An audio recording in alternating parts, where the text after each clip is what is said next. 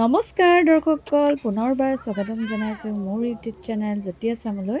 আজি কিছুদিন আগত মই মোৰ মাৰ ঘৰলৈ গৈছিলোঁ আৰু মায়ে মোক আমাৰ সম্পৰ্কীয় ককাইদেউ এজনৰ ঘৰলৈ লৈ গৈছিল। আজি মই আপোনালোকক তেখেতলোকৰ ঘৰখন অকণমানকৈ দেখুৱাব বিচাৰিছোঁ। এইটো চাওক, এইটো হৈছে তেওঁলোকৰ বাৰাণ্ডাতে আছে সৰুকৈ গোঁসাই ঘৰ। খুব ভাল লাগিল মোৰ চাই, ইমান মৰম লগা গোঁসাই ঘৰটো।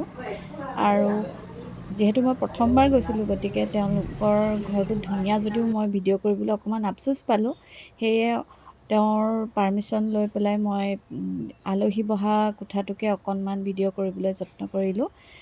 ইণ্টাৰিয়ৰ ডেক'ৰেশ্যনটো খুবেই সুন্দৰ আৰু যিহেতু আমি অসমীয়া মানুহ, গতিকে আলহী বহা কোঠাটোত সোমাই আপোনালোকে অনুভৱ কৰিব পাৰিব যে এই ঘৰ মানুহ অসমীয়া মানুহ। আৰু এই শ্ব'কেছটো চাওকচোন, শ্ব'কেছটোত কি ধুনীয়াকৈ বস্তুবোৰ সজাই থৈছে। কেইবাখনো চাৰ্টিফিকেট, পুৰস্কাৰ আৰু এয়া শৰাই সঁফুৰা আৰু এয়া নিচাদেউৰ ফটো, এয়া তেখেতলোকৰ নিজৰ পৰিয়ালৰ ফটো। এনেদৰে বহুতো অকণমানি সৰু সৰু বস্তুৰে তেখেতলোকে সজাবলৈ যত্ন কৰিছে। আৰু এই কোঠাটোত আছে দুজোপা প্লাণ্ট। মই প্ৰথমতে সঁচা বুলি ভাবিছিলোঁ, কিন্তু পিছত চুই চাই গম পালোঁ যে আৰ্টিফিচিয়েল প্লাণ্টহে, একেবাৰে সঁচা প্লাণ্টৰ গতে।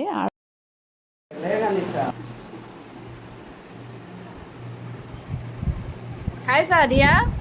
কি খাইছা দেহা? কি খাইছা? চাওমিন খাইছা? কোনে দিলে চাওমিন? আপাই দিলে? আপাৰ ঘৰত চাওমিন খাইছা ন? সুন্দৰ লাগিল খাই।